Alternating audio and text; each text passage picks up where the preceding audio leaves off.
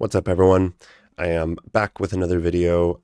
In today's video, I wanted to talk about a very important concept, which is confidence. This is extremely important for your chess, also just for your life. So if you're someone who plays chess, great, you're in the right spot. If you don't play chess, you're also in the right spot. I did a previous video, and a lot of you seem to appreciate that, on the notion of being too attached to winning, being too attached to results, and just all of the kind of unnecessary thoughts and processes that you have going on that just basically take up your CPU and take you out of the moment. And we were talking a little bit about meditation techniques and some ways to just kind of calm yourself, to not be over encumbered thinking about results and winning and losing and all this stuff. If you want to go check out that video, by the way, it is related to this. I'll leave a link, or I'll leave a little whatever that is in the video. You can click on it right now. But confidence is, without a doubt, extremely important, and it affects virtually every aspect of your life. Let's just start first with what is confidence. I have a couple problems with confidence and how most people see it and define it. First problem with that is that very often people's idea of confidence and the people that they associate with it, there's a sense of arrogance, which is actually the complete opposite of confidence, and we'll get into that later. Second problem I have with it is that there's often this idea that you need to be really good, that you need to be really skilled or competent, right, first to feel confident. But that is completely backwards. So yeah, we're gonna dive into that, and hopefully by the end of this video, you guys will have something useful to walk away from, whether you're going to an over-the-board chess tournament, playing an online game, or just in your life in general. I mean, really, this is sort of here's the blue pill and the red pill. You want to take the blue pill. This goes down a long way, like down the rabbit hole. But I'm just kind of introducing this as a concept to help you guys and your chess. If you think about any top athlete, performer, like intellectual, whatever, a lot of people that are already very good, if you look at them, one of the rarest things is to find someone who's both extremely good at what they do and humble. Do you honestly think that you probably are the world's greatest chess player? I mean, there's no reason to be modest about it. Yeah, right. Yeah. Right? We all value humility over arrogance. People generally don't like someone who's cocky, arrogant, this and that. Although, don't get me wrong, I have no issues with arrogance, with a certain amount of it. But what's more rare to find is someone who's both really confident and humble. And the other issue with, arrogance is that, guys, just quite simply, it's not real confidence, and it doesn't feel good. You can be really good at something, but if you're constantly that person that has to like tell people how good you are and prove it, that's really insecurity more than anything else. Again, I'm not saying this to bring anyone down or make you feel bad. I'm saying this because it's not what you ultimately want. What we ultimately want is to feel good. Real confidence comes from just feeling good and being relaxed and being comfortable in our own skin. I could tell you right now, like, think about, just who's the first person or what is the first person. It could be an animal or whatever that comes to your mind when you think about confidence. For some people, it might be, I don't know, like Michael Jordan, Michael Phelps, I don't know why there's all these Michaels, Magnus Carlsen, Einstein. I don't know. It's kind of weird. Einstein's not very, I don't know if he's confident. He's just, he was very good at what he did. Anyways, or some of you might be thinking of like a lion, an animal, or some kind of like very, intimidating, overbearing presence. And the thing about a lion, if you take that as an example, is that they don't have even half of the issues that human beings suffer from. It's not possible to be self-conscious in the way that we are, right? But if you just observe a lion in their natural habitat, they're usually relaxed, right? They're just sitting there. But they're super intimidating, and they're super, they're the top predator. They are the apex predator. They're just kind of comfortable. They're just doing their thing. And that is, to me, what is true confidence. All right, now to unpack the second idea that I brought up, which is basically having your skill, your competence precede your confidence, or in other words, needing to be good first to feel confident. Well, that's just totally backwards, right? That would mean that anyone who's embarking on like some new skill or whatever, like they might as well just quit, right? They might as well just quit, or just feel like, oh, I suck until they put in their 10,000 hours, whatever, until they get very good. It's just not a good way to go about it, because number one, you'll probably be miserable all throughout your journey. You'll probably quit, actually. And number two, this kind of ties back into the notion of confidence.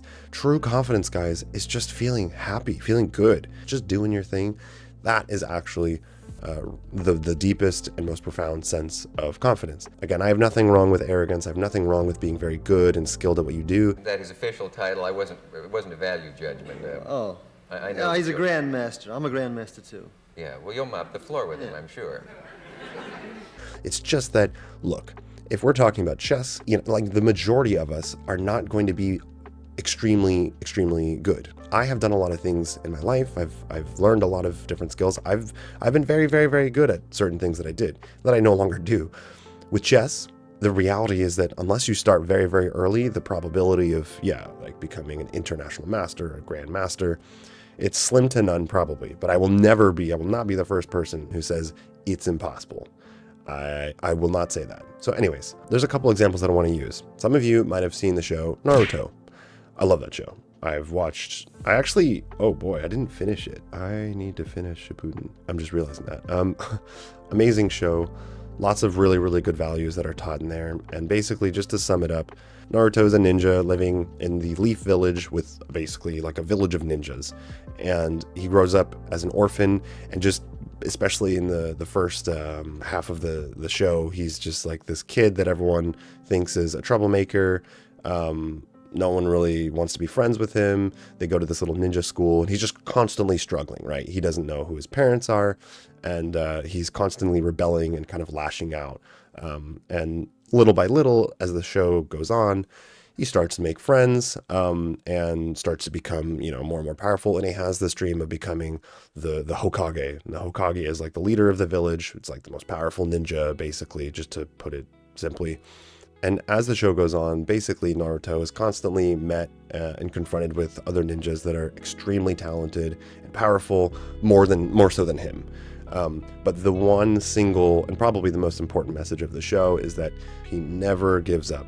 It's kind of a typical thing that you see in animes, right? Like the guy just gets beat to a pulp and they like get up again, and then they get beat down again and he gets up again. It's like, It's kind of like typical, but in Naruto, it really is like to the extreme. It shows the importance of just never giving up, but also believing in yourself, because as you see, the character kind of just has nothing. Like no one likes him, no one believes in him, everyone basically hates him or doesn't understand him. Maybe there's a couple people that, kind of empathized and liked him, and you see him just constantly go through it and train and try and believe in himself, and he just never gives up. And it's a really good example why you can't adopt that backwards mentality of first I need to get good at something in order to feel confident or good about myself or whatever.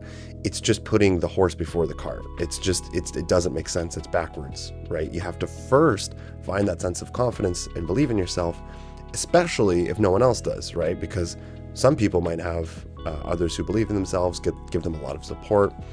Others might not. But the thing is, even if you do, it doesn't matter. Even if you do have those people, nothing will compare to your own true sense of confidence. It just pales in comparison. Any other source of self-esteem and confidence and belief in yourself, it's just not going to be as good. You have to find that in yourself. Another good example to illustrate this is Harry Potter and the Prisoner of Azkaban. Probably more of you have seen this or read the books than Naruto. And small spoiler alert, like in case you haven't watched Harry Potter or read the books, you probably just go do that. But same with Naruto, but not everyone is into anime. Anyways, the scene where Harry is at the lake getting basically just like massacred by Death Eaters. They're passing by, sucking his soul out. And then all of a sudden, out of nowhere, you have a light that goes off and all of the Death Eaters flee and start flying away. As the movie goes on, Harry keeps insisting to Hermione and telling her that the light that went off was his father's Patronus. However improbable it seems, it was his father that casted a Patronus that saved him from all the Death Eaters. Then they time travel to go back and save what's his name? Buckbeak? Is that right? Anyways, let me know in the comments. I can't remember. So Harry and Hermione are standing at the lake, kind of behind the trees, watching the whole scene go down with the Death Eaters, and nothing's happening, right? No one's showing up. There's no Patronus being casted. Harry keeps kind of saying to Hermione, no, it's my father. It's his Patronus. Finally, he realizes, I don't even know if he realizes in the scene, like we don't really know for sure, but I think that first he just decides to act and do something like, okay, I'm watching my past self get my soul sucked away and I'm dying. I got to do something here, even if it is probably not a good idea according to the laws of time travel or whatever. He just acts. Then, after the fact, realizes he was the one that casted the Patronus. That is sort of a way to illustrate the importance of your own confidence, your own sense of confidence as compared to anything external. What you are looking for is that sense of confidence of just, you know, being like, hey, I'm not perfect. I'm a human being, but I'm all I've got. You're all you've got. You, whatever this is, whatever's going on here, that's all you've got. And you're the most important person to yourself. And giving that to yourself, giving yourself the sense of just confidence and feeling good is the best thing that you can do. It really is the best gift that you can give to yourself. Not only that, but the problem with basing your sense of confidence on skill is that it's going to fade eventually, right? Like that's what happens when people go through midlife crises and start buying like expensive cars and stuff. Yes! My baby's finally free! How hot are we?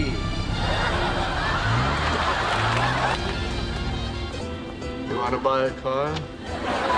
Hey, back, stop! Okay, stop! It's because your identity was completely wrapped up in some, you know, sport thing that you were really, really good at. Now you're no longer good at it. Maybe you can't do it anymore.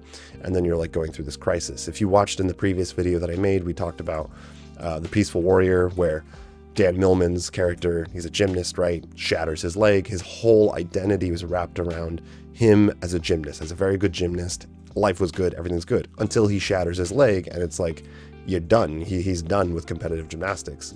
He has to learn a different sense of confidence, and, you know, it's basically the book is called The Way of the Peaceful Warrior. Well, just to kind of use that as another example, for this video, that is the real true sense of confidence. Socrates teaches him the real profound sense of confidence, which is just being relaxed and in the moment and comfortable with yourself, not needing to have anything, do anything. But this is just something to give you guys, whether you're, like I said, going to a tournament, playing an online match, whatever it is, if it's related to chess, even if it's not anything else, you know, in your life, it's important to believe in yourself, right? That psychological factor is extremely important in anything and everything that you do, especially if it's performance related.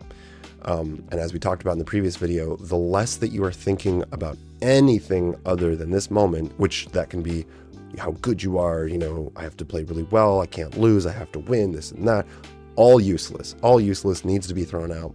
And easier said than done, right? I also, like, sometimes I lose 6 games in a row and it's like, that sucks. And it's hard to, you know, put a smile on and just like take it, right? But the point is, you know, when you're walking up to the board, walking up to your table, and you can use that as a metaphor for whatever it is you're doing, whether, I don't know, maybe you play basketball, you're gymnastics, you're an artist, you're a dancer, I don't know.